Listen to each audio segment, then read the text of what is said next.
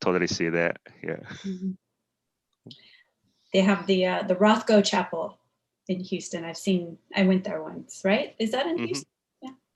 Which one was it? The Mark Rothko Chapel. It's by the DeMenil. They have the Rothko Chapel. Yeah. Okay. I went there once, right? Is that in Houston? Yeah. Which one was it? The Mark Rothko Chapel. It's by the Ejiro on the YouTube has a delay on it, so it's it's feeding back. Do you hear that? Okay. Yeah. YouTube is not online.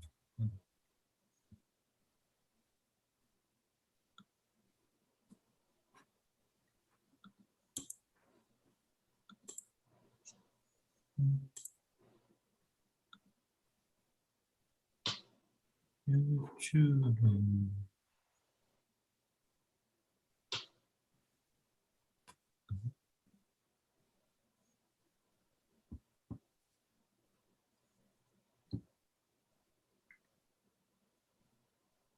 So how was the morning today? So Kyoto right now. So I can show the garden in Kyoto right now. It's like this. We have a super early rainy season. Normally rainy season start in the mid-June, but it's mid-May, but we already have it. Then weather forecast saying that it's gonna end almost same timing as usual. So that means late July. Oh, wow. So yeah, we have a much longer rainy season than normal time. But garden looks beautiful right now. And then actually, it's kind of center part of a screen. There's actually a type of orchid called sekkoku. I don't know in English name, but it's kind of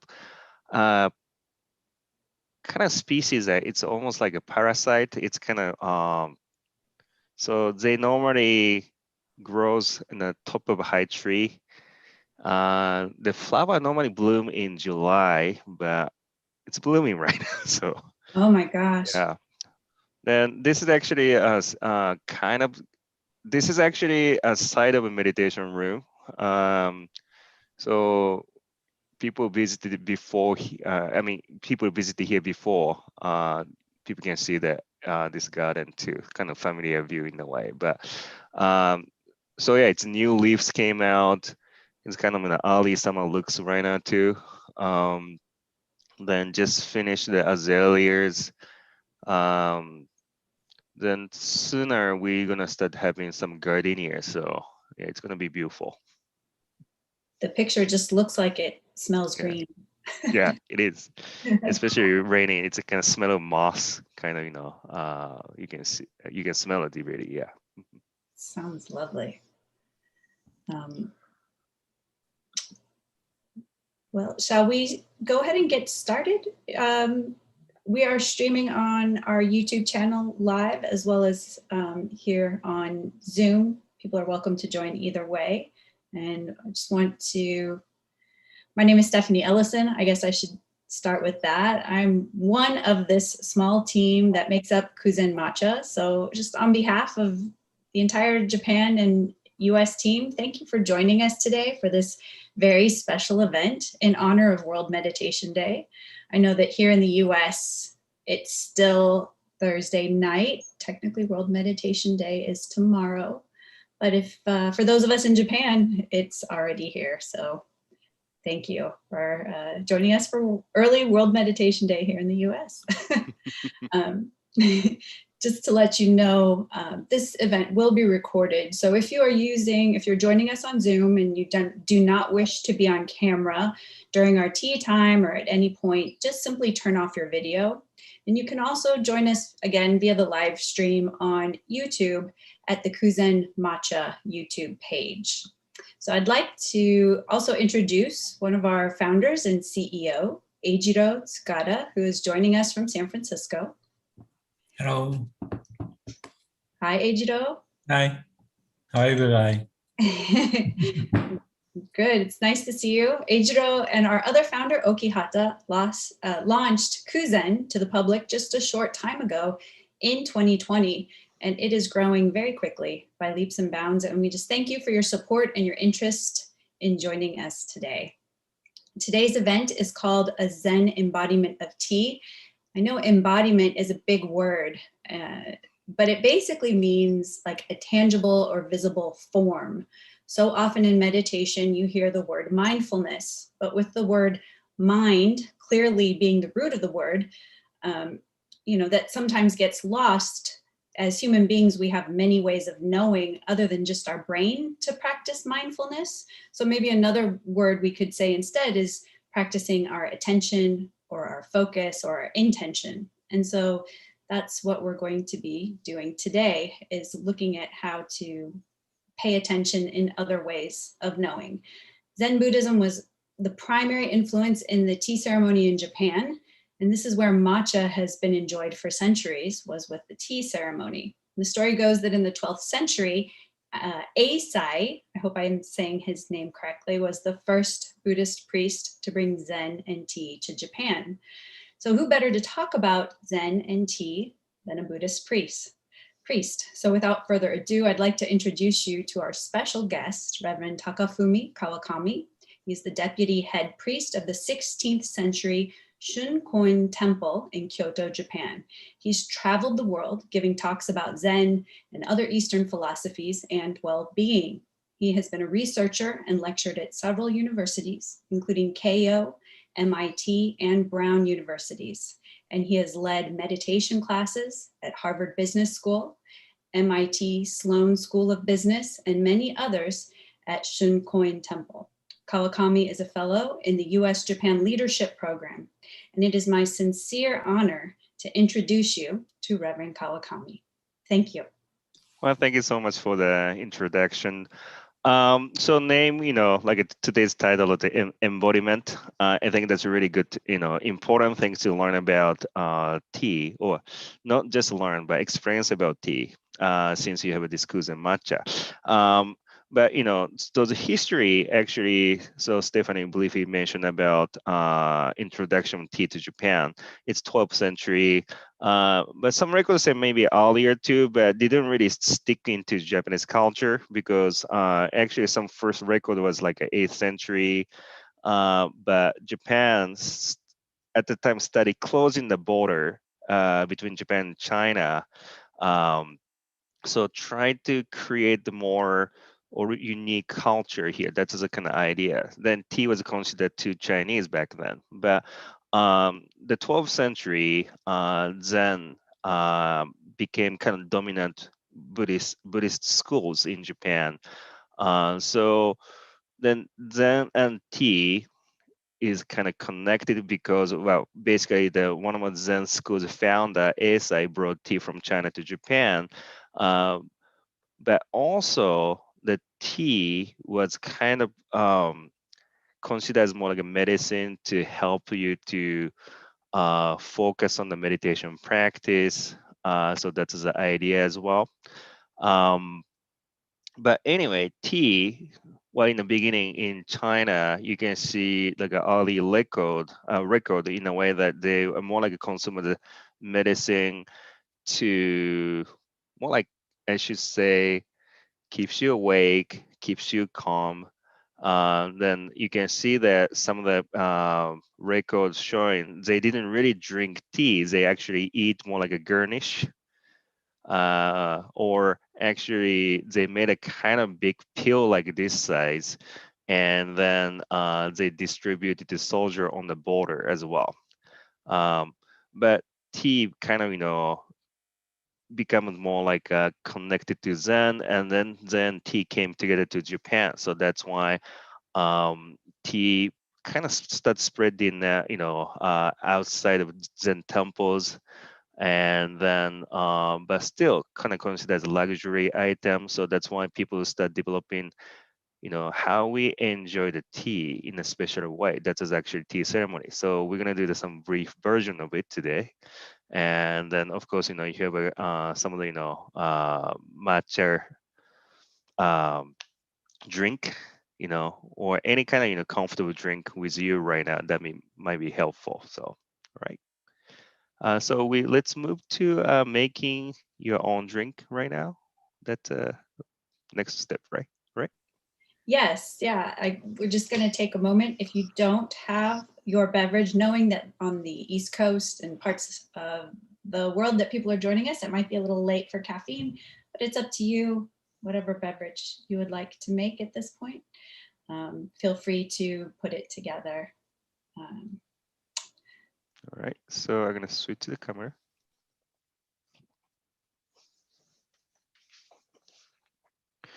So right now I have this the tea powder.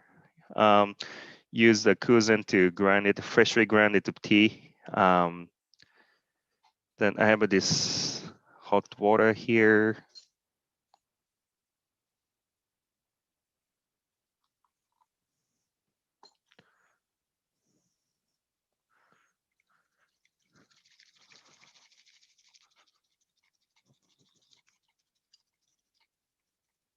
I mean, this is a really simplified version of making tea. So if you're practicing tea, you can probably say many things about my styles, but this is just occasion like this, so a little bit simplified. So using bamboo whisk like this, and also, well, I just finished making tea, but this one tea bowl here, one of my friend here, he is 16th generation pottery maker. Their business called Asahi Pottery. Actually, you can purchase online too, but this one kind of unique one. Um, so one side have a gold, one side have a silver, and then this title of this tea ball is something change, something stays the same. For instance, gold won't get oxidized, so color stays the same. But this silver get oxidized, it's change.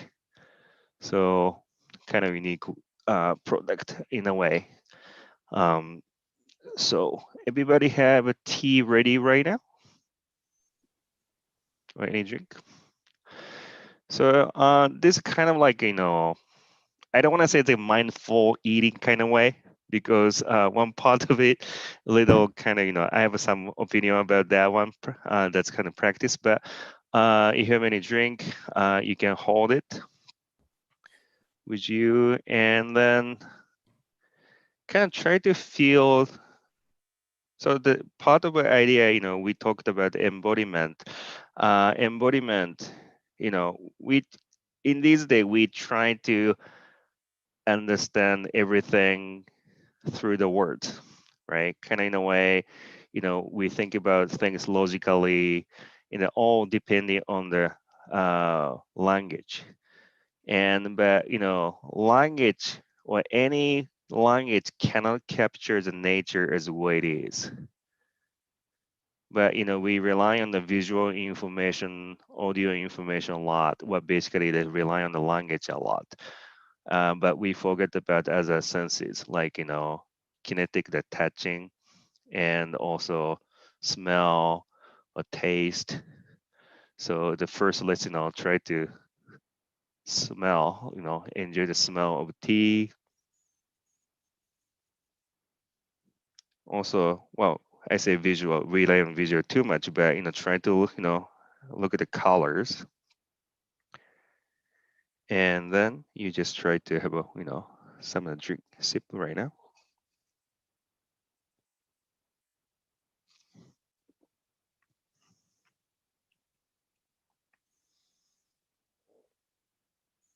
And then now kind of pay attention to, of course you drink it, but try to kind of see how the aroma of a tea go through your nose. But also, when you're holding cup, depending on which, I mean, you have a cold drink or warm drink, but you try to feel the temperature. And also, you probably have a different type of cups right now. Try to feel the texture of it. Like we normally don't pay attention to such kind of small details. And sometimes people just, well, for instance, the matcha becoming kind of trendy things in West right now. But many people kind of think about, oh, tea is good because it's an antioxidant, or tea makes me calm. But people getting lots more information here, but not really experiencing it. I think that's a really, important part. So that's why we actually use the word embodiment, right? Then, um, then we're talking about mindfulness in the beginning, but mindful eating, you probably heard about this one too. But mindful eating, basically what we're doing right now, the part of it, what we're doing right now, we actually, enjoying the smell, the intake, texture, what today's case a drink, but it's kind of hard to enjoy the texture, but texture and then the flavors, and the flavor, when we talk about flavor, bitterness, sweetness, sourness, all kind of different flavors, so you can enjoy right now. And then, so that's a kind of, the common mindful eating part or drinking part. But actual mindful eating, I feel like the most important part is after you consume the food or drink. How does food changing your mood or your conditions? I think that's kind of idea. So please have more drink, and then after we finish this, things, well, drink, we're gonna actually move into the meditation practice too.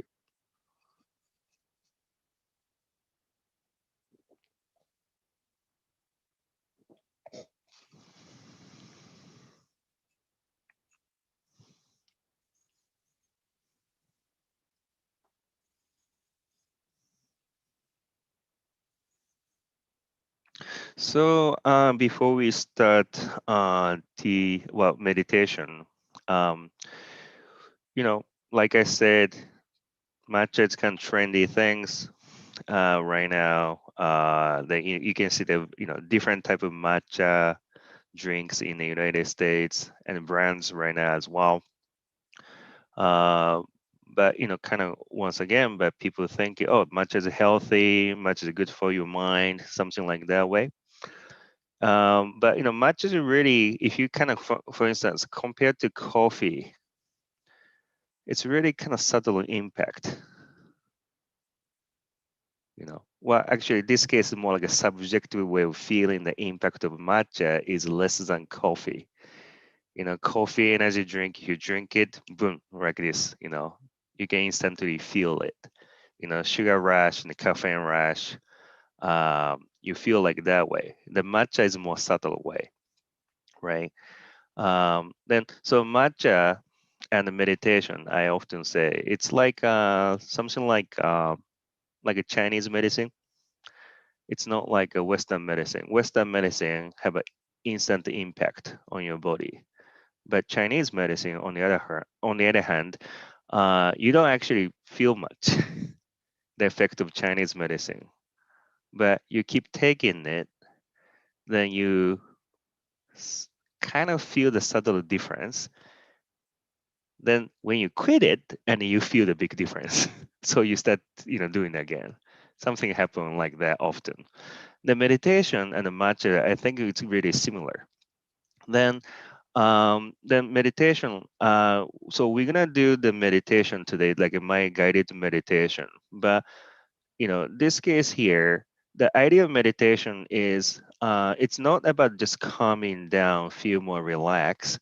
It is more idea of meditation is meditation is more like an observation and experiment. So then you bringing your attention to your all senses to understand the current condition of your body. Also, current interaction of your body and your surroundings. So that's the idea of more like a meditation. Um, Many people think about meditation, oh, it's kind of looking inside of you, what you are, who you are, kind of idea. But concept you find in Zen or Buddhism or Taoism in the Eastern philosophy is self doesn't exist. Self is basically just conditions created between this physical body and the surroundings. So that's the idea. So that's why observing this condition. But in order to do that, you need to actually be more sensitive about what's actually happening, what are you actually experiencing. So that's actually the important part of embodiment in the meditation. But you can say a similar thing for the tea, because tea's effect is so subtle. Well, it's actually big, but we don't feel that much subjectively. So that's why try to actually, pay attention to what is happening here. What kind of sensation you're feeling. Um, so that's, I think it's a really important part. So let's move to the guided meditation. So right now, you can, sit down in a chair or, cushion or floor. Any place is okay. Um, Actually, three important things for the meditation. Normally, just basic instruction. One is adjust your posture, well, adjust your body. That's normally we say choshin, but that case actually means kind of try to keep your pelvis in upright position. Then how you're gonna do it is kind of my idea is try to lift your belly button a little bit higher, and then open up your chest gently. And in today's case, guided meditation, you can close your eye if you want. And then first part is just, acknowledging your breath. So in a way, in your daily life, you forget about your breathing, Well, since you're born, you continuously breathing until you leave this world. But we tend to forget about our breath. So now just acknowledge your breathing. Oh, I'm breathing.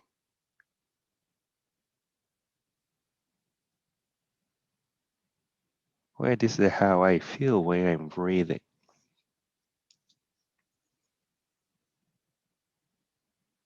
And in these days, we often talk about, being, right? But word like being share the same roots with breathing or bleeding. So in the ancient time, or even, before the 18th century, some of the people think about how you know you exist or how you are here at this moment. Just pay attention to breath. That's probably the easiest way for the many people to know or feel that you're here.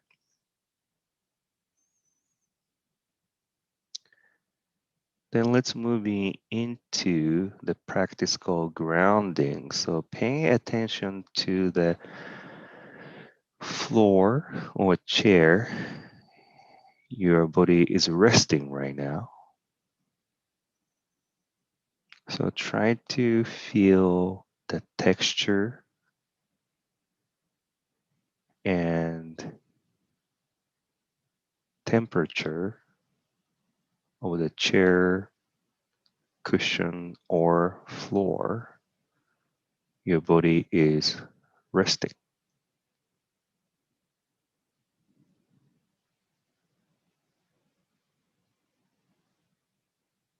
And then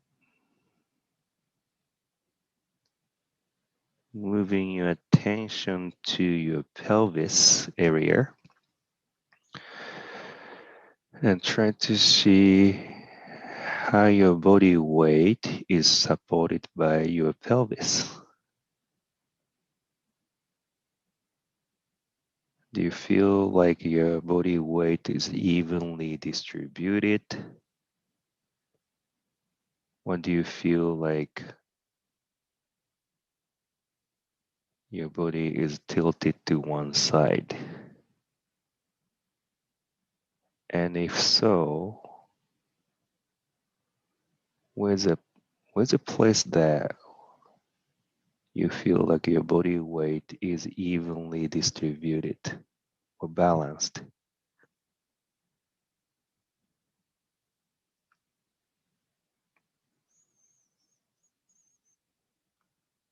So now you're moving your attention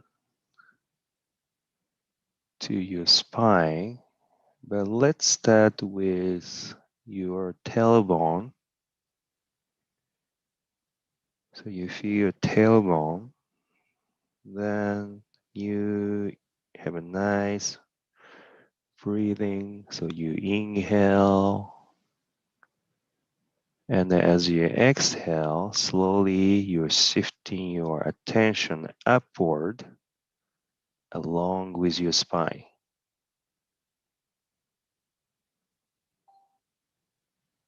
Can you imagine that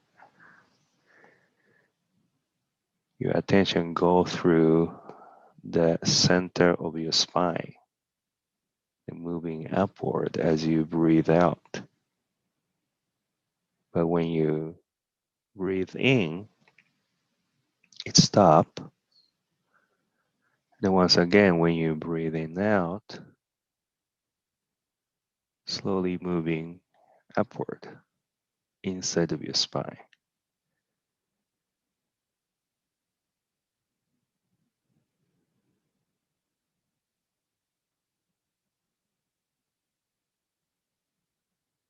Then move your attention to your nose and mouth. So we start paying attention to the sensation of your breathing. So now try to feel what kind of air coming through your nose to get into your body, and then what kind of air coming through your nose or mouth to come out from your body. Try to feel the texture, temperature, humidity, and smell of the air you're breathing in and breathing out.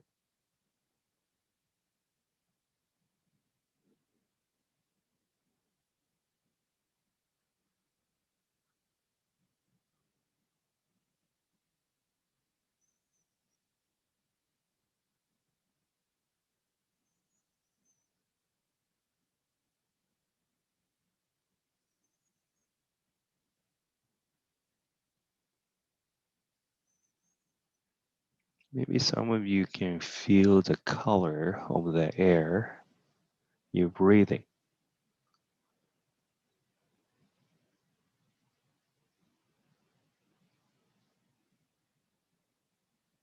Also now, try to see which part of your nose you're experiencing the air most when you are breathing in. And then when you're breathing out, which part of your nose or mouth experiencing the air most.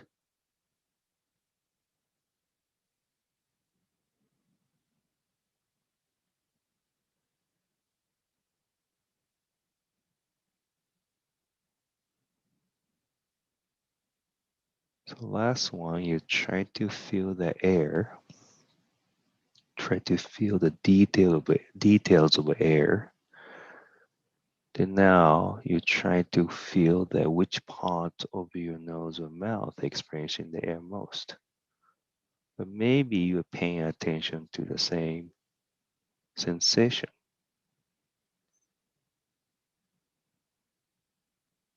But normally we consider air doesn't belong to our body, so something outside of our body. Then now we are paying attention to part of our bodies, so inside of our body, the inside and outside.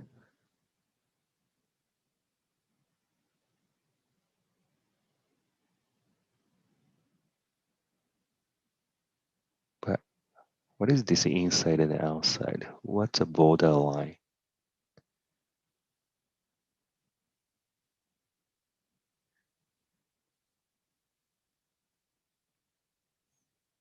And then now let's pay attention to your chest, your torso area. See how your chest is expanding as you're breathing in, and then how your chest is contracting as you breathe out.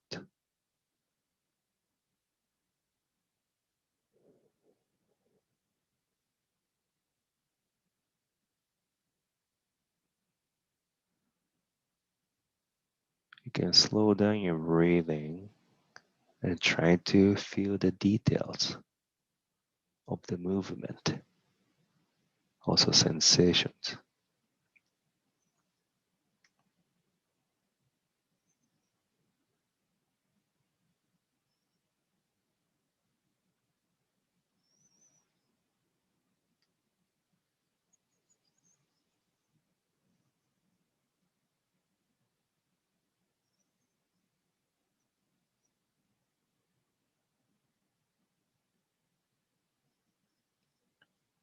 Now let's move your attention to the lower part of your stomach, a place called Tanden.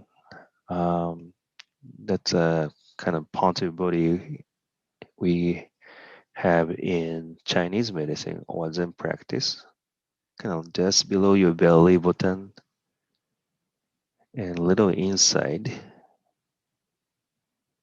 Such a kind of organ doesn't exist, but just imagine that your lower part of your stomach sticking out forward as you breathe in. And as you breathe out, you're using your lower part of your stomach, the tanden, to push air against your pelvis as you breathe out.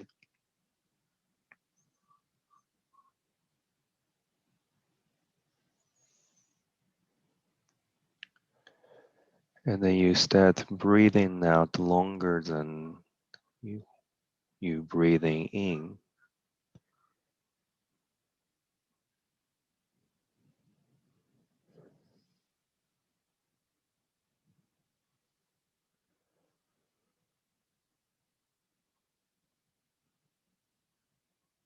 Then you can add small or short pause after you breathe out all the air.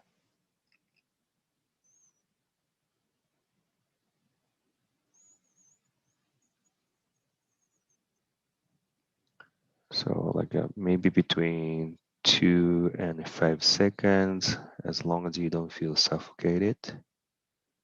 So have a short pause after you breathe out all the air. And as you notice that breathing creating a lot of sensation and the movement, but after you pause it, what you can still experience there? What's left there?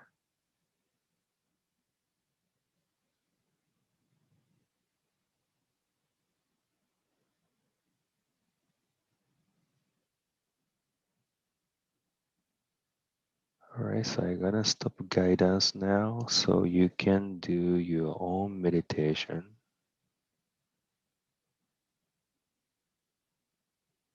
If you feel like your mind goes everywhere, it's not a bad thing. Important thing is you're observing what is happening. What are you experiencing? So if you feel like your mind is restless, what are you actually experiencing? Which part of your body and what kind of sensation you're experiencing? Try to observe it. Also, when you're feeling you're calm or you're focused, don't indulge into the sensation. try to observe what what I'm actually experiencing when I say I feel calm and focus. Observe.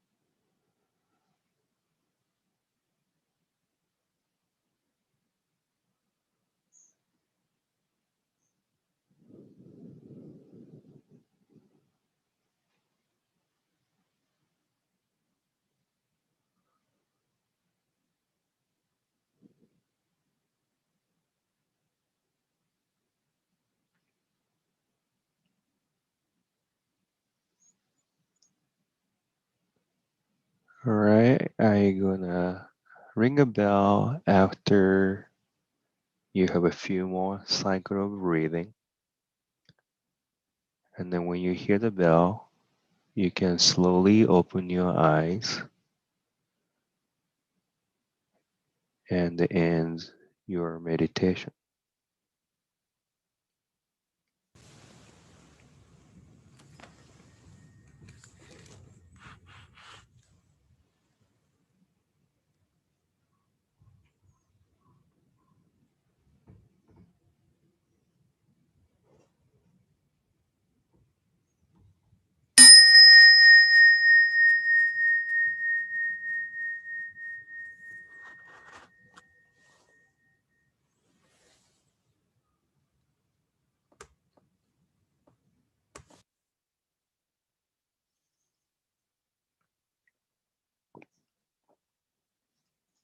All right.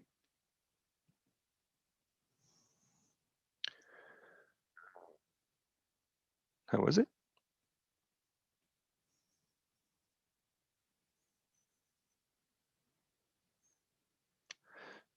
So now actually you can take a short moment to what are you feeling right now? You know, you had some drink, or can be tea, can be other drink, can that maybe warm or cold. Um, maybe also now you can have another sip of tea or drink as well.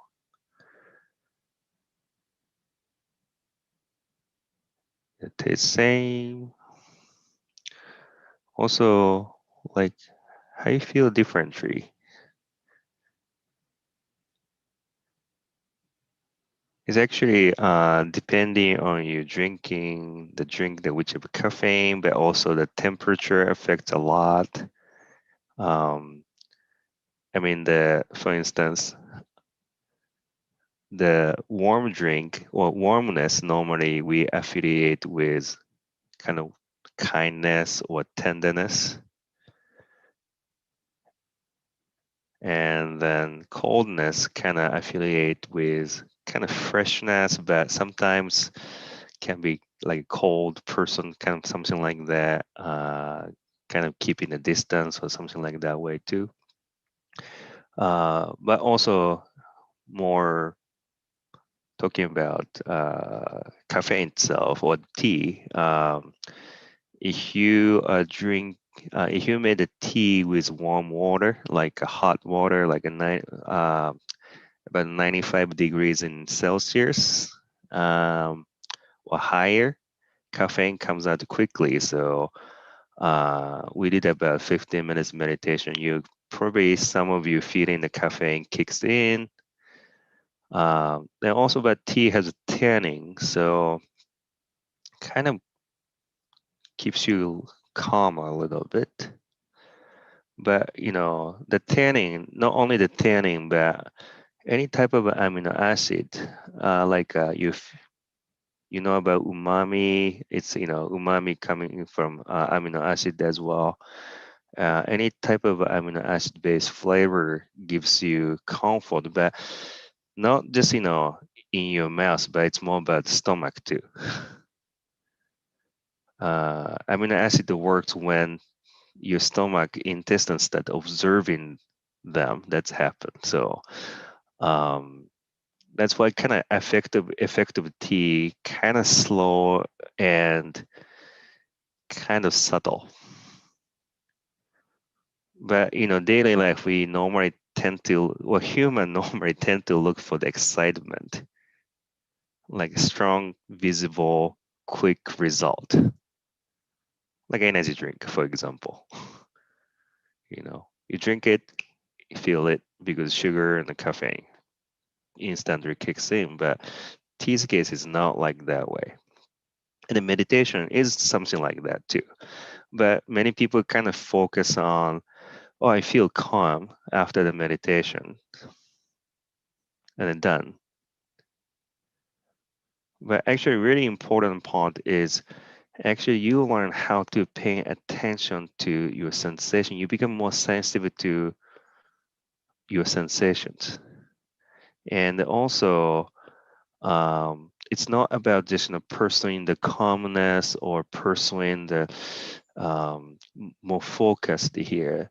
Just accepting what is actually happening. So, right, like I say, if you feel restless, what are you actually experiencing?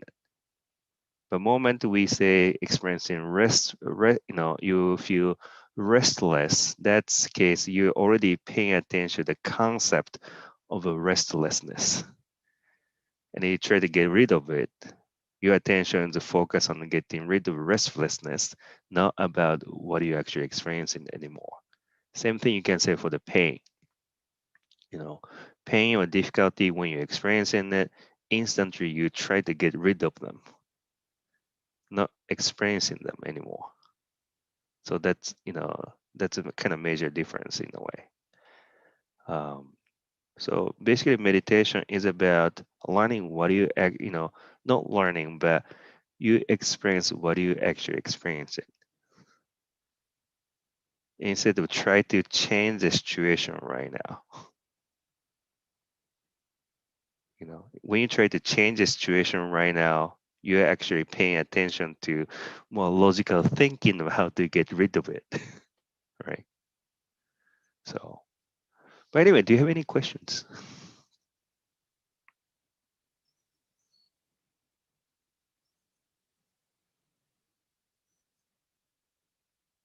Maybe like Stephanie, you can initiate these questions, or no question for best. Thanks. Sure. That was really beautiful, and in fact, I don't know if anyone else heard it, but when it became quiet during the meditation, I could hear the thunderstorm in the background, which was really lovely. Actually, it was like a really interesting connection across the world. Kind of, there's something interesting about Zoom and being with a bunch of people at the same time all over the place. So that was a really beautiful moment. I just had kind of a question about how is tea used often in at the temple or with meditation? Is it often served to guests at the end of a visit, or? Normally the beginning, actually, beginning and the end both. So most likely kind of giving like steeped green tea in the beginning, and then end with matcha, like a pada green tea, like like a Cuzen type. So well, the matcha tend to feel more bitterness in a way. So for instance, Japanese, not culture. I mean, this one you can say that in the Harvard Benson's breakout theory kind of thing too. But if you look at Japanese architecture or culture, like tea ceremony, first kind of try to increase your tension, like make you a little more alert. Then after that, release the tension, and then try to make you more alert once again. So this is actually, if you're curious about this, he doesn't talk really about these T things or culture part, but breakout theory. Hubbard Benson, he's a Harvard medical professor. I think he's still, I don't think he's not retired yet, um, but idea up and down and up. So kind of steep green tea, kind of, increase alertness, but meditation release it. Then matcha kind of bitterness, it kind of, make you refocus and then make you a little bit alert. But then, longer effect makes you calm as well. So that's kind of idea. So you are more sensitive, alert, yet calm. So you can see things more as a wholeness, less judgmental. So that's kind of idea. Yes. We do have a question from Dana. She said, thank you, this was wonderful. But she also wants to know, how do you recommend starting a meditation practice? A certain amount of time dedicated per day or per week? How would you recommend getting started? Normally, if you want to create a new habit, create a combination of a habit. So instead of like, oh, I'm gonna squeeze in meditation this time of day, you create a kind of combination. Like for instance, you wake up, uh, after that you go to restroom and you have a glass of water and then do the meditation or something like that. It's kind of like kind of current of a new behavior, the combination. That's actually the easy way to make a new habit instead of I'm gonna do this one. you know, it's kind of chain reaction kind of way. I think that's the best way. Um, if you are early birds, I recommend in the morning. But if you're kind of night owl, um, don't force yourself to get up early to do the meditation, because if you are like a nighttime person, uh, it's kind of actually it's more stressful than doing the meditation. So that case, I recommend like afternoon, like between 3 and 4 p.m. Based on the circadian rhythm. Um, and then start with just about 5 minutes. Shorter one, or even this few breathing. It's good start, but until the 15 minute, you just feel like calm. But that's not the purpose of a meditation. Actual meditation, normally I say to start after 15 minutes. So recommendation between 25 to 30 minutes. I have a question too. This is Yeah. a personal question as well, but since we're talking about embodiment of meditation, is there a practice of any kind of movement or walking meditation? Yeah, it's more walking meditation.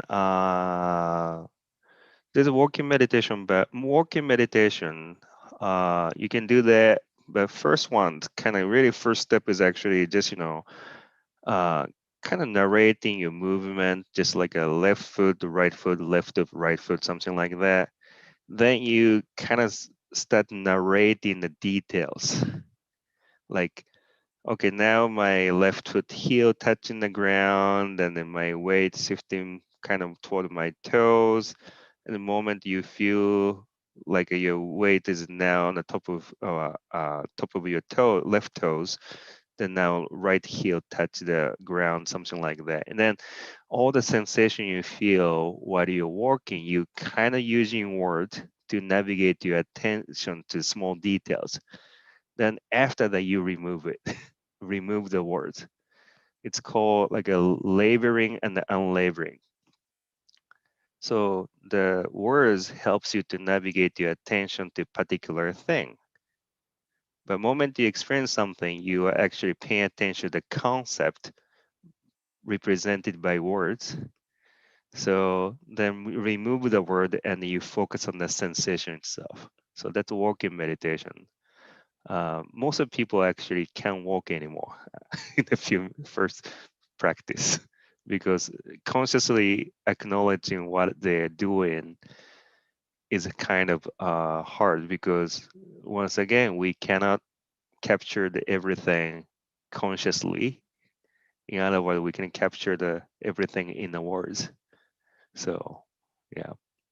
So I think tea is kind of similar way.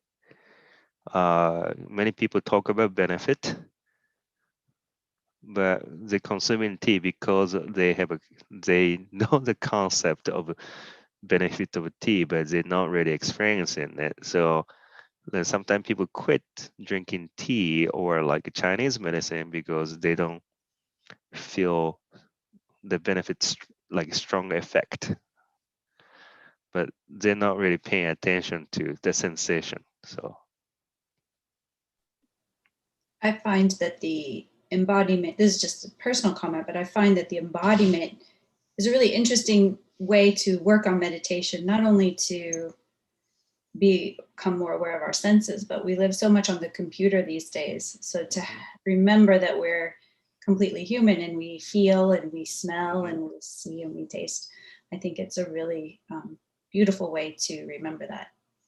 yeah, especially like from the ancient Greek time, we have a hierarchy of sensations, normally visual and audio sensation, auditory sensation, because both of them related to the words.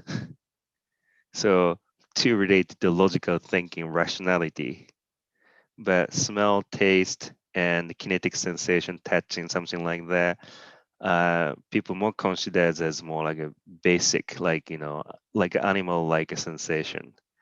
Um, but also, like for instance, like any things you feel through the skins, you cannot control it much. So that's a part of meditation. People feel difficult because you know try to feel the sensation, right, of a body, mostly kinetic sensation like coldness. You feel the cold in the air, warmness in the air, humidity, all kind of thing.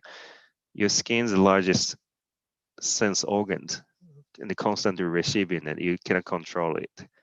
And then normally people get frustrated because people cannot control those sensations, but that's the way it is. And then but we are perceiving more information than we think or we can process consciously. And also, especially paying attention to not like a Descartes idea, uh, we think that's why we exist. It's not like that way. We actually feel that's why we exist. Like a breathing or bleeding, something like that. That is how ancient people experienced about being here or being existing. Um, like a like an ancient Greek, no, New Testament written in ancient Greek. There's a word called splanchnizomai. That means compassion. But verses you see is Jesus saw the beggar who's sick and suffering, and he felt his intestines were twisted. So actually, many people experience their feeling, the emotion with their body. But now we using here too much, like you say. But we cannot forget about body because without body, one really good Zen saying, not Zen saying, but this book called Zen no Motorcycle Repairment.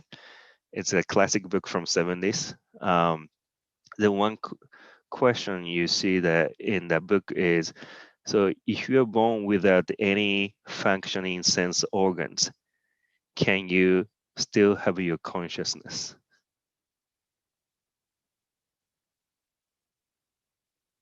We tend to forget about here, another sensation, We only think about here, but probably if you're born without any functioning sense organs, I don't think you can develop the consciousness. Or you don't feel like you exist. So An interesting thought. And it's a classic book. I'd forgotten about that one. Victoria writes, thank you for reminding us that instantaneous is not always the goal to pursue or the best quality to appreciate. Something I enjoy about tea is that I can enjoy it on my own or in shared company, and both are meaningful experiences. mm-hmm. Yeah, we always look for the practicality right now, or when we pursue the practicality in comfort. But when we talk about comfort, what does it mean? Comfort normally means we can control something and we don't need to put the effort on, and then we can do it quickly. But it doesn't mean it's a good thing. So yeah, I mean, sometimes things take time to feel the effect or actually reach some perfection. But now we focus on the speed and practicality. But all those things actually is just based on the rationality. That means here, but not here. Yeah. So yeah, that's another thing that we more focus on the visual stimuli, because the visual stimuli we can understand everything quickly. Like shape of this cup, if we look at it, easy to figure out. But if you close your eyes, try to figure out with your kinetic sensation. It takes longer time, but you can actually discover more things than just looking at it. You have more way of connecting to the world.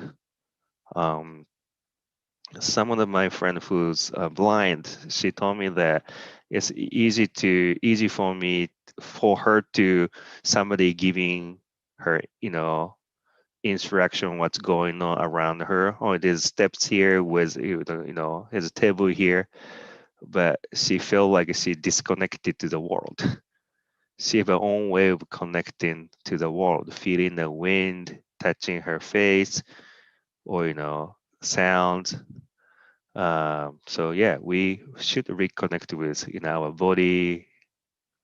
Well, actually, ourself is actually mine is embodied. Uh, so yeah, so paying attention to sensation is a big part of who you are or what you are. Yeah. Does anyone else have any questions that they wanted to ask or experience they wanted to share?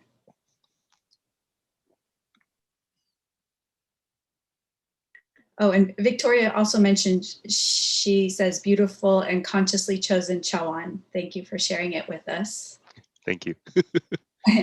When It is really interesting, the texture and imperfection. That's another thing about concept you find at tea.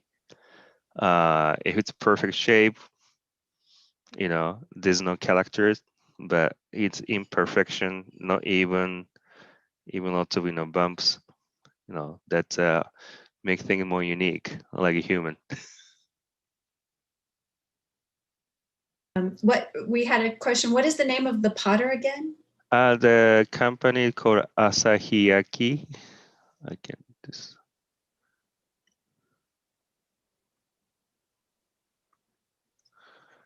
Yeah, Asahiyaki. Thank you. It's located in Uji. Also, like visiting those places, you can learn more about the sustainability. I feel, like this potter, he used the clay that his great grandfather took from the mountain. So it's not just about focus on the instantly using something quickly, because those clay have to be oxidized and aged. Then they can use as a pottery. He go to the mountain to get the clay for not his son, but or daughter, but their great grandkids, something like that. Um, so, but also like a business like that is not just about expansion, learning about how things should be, shrink and contract, shrink and expand. They being experienced in such kind of things in the many centuries. Um, but also especially um, it's not probably not related to related to meditation. I feel like we always think about future is always better. Like Hobbesian, like Thomas Hobbes' idea, especially after modern science was more developed. We think about future is always better. Tomorrow is always better than, today is better than, and tomorrow is better than today, and then day after tomorrow is better than tomorrow type of idea. But if you kind of look at the humans keep growing, keep developing until about age 25, and then plateau until it's 35, and then start declining. And this part is much longer actually in our human life. But accepting that part also really important, because when you feel weakness or pain, we feel about our body more. We start paying attention to ourselves more. Then also how you are related to surrounding. Your existence depending on, or your existence interdependent, something like that more. So I think tea or business like this tells you tons of stories. Yeah. So since we are out of questions, were you going to perhaps lead us out in a final meditation? Okay. All right. So let's do that. All right. So you can actually take the same position as before. Just, acknowledge your breathing.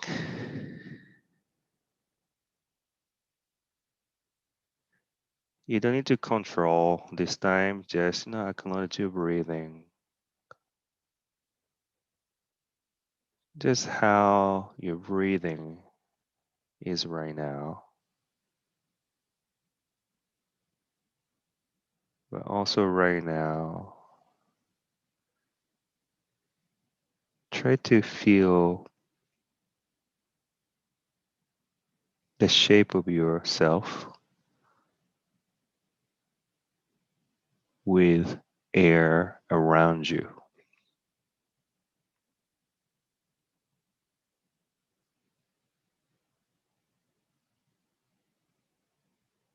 If you kind of, windows open, you feel the air wind, but if it's closed, feel the warmness or coldness or humidity of air around you.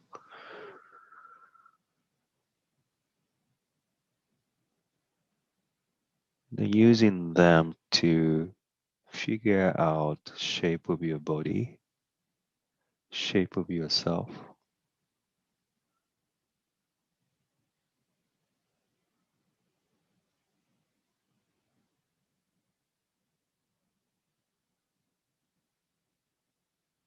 Then try to feel the shape of yourself without feeling those. Can you do that?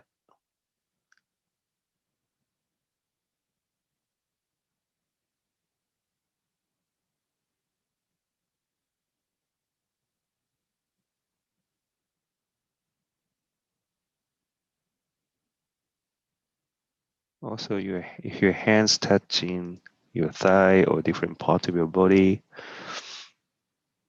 try to feel your hands with your thigh or different parts of your body.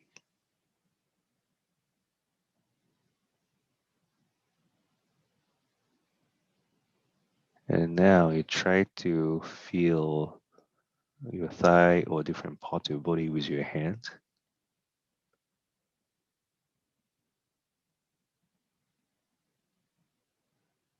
And try to see what the sensation between your hand and the thigh or other part of your body.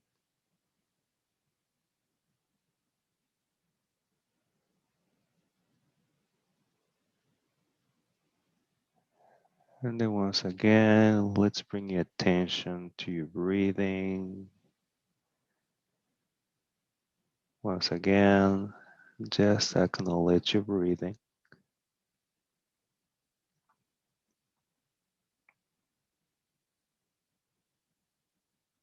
You're here.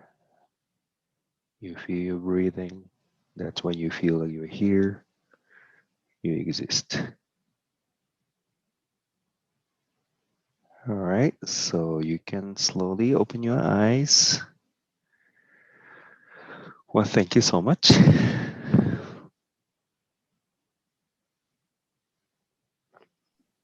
Thank you so much for your time this morning. We really appreciate it.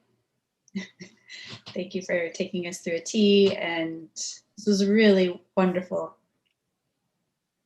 Thank you. Thank you very much. Eijiro, thanks very much. ありがとうございます。Thank you very much. ありがとうございます。Yeah, it was amazing. Thank you. Thank you so much for joining. And then, you have any question, you can ask them, and then you can send a question to them. You know, this type of thing. Question come up later, normally. So then I can respond to your answer, a question too. So also, normally teaching weekly meditation online, Japanese and English. So if you're interested in, you can ask them about link. I'm gonna send it later. So more question, let me know. All right, thank you. Thank you again. Thanks everyone for joining us, and we hope you have a good morning or evening. And tomorrow is World Meditation Day. Yeah. I guess. All right. So, thank you so much. ありがとうございます。 Bye. はい。ありがとうございます。ありがとうございます。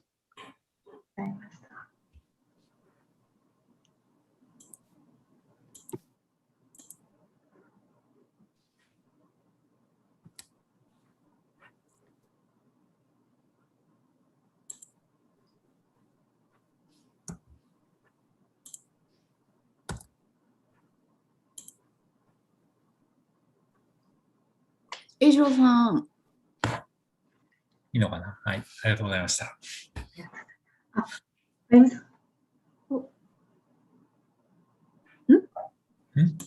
あゆみさんなんか言いました？スラックで話します。ありがとうございました。エイジローさん。はいはい。スラックで話します。とりあえず、はい。じゃあこれ消します。はい。Okay, thanks so much. Thank you. Thank you.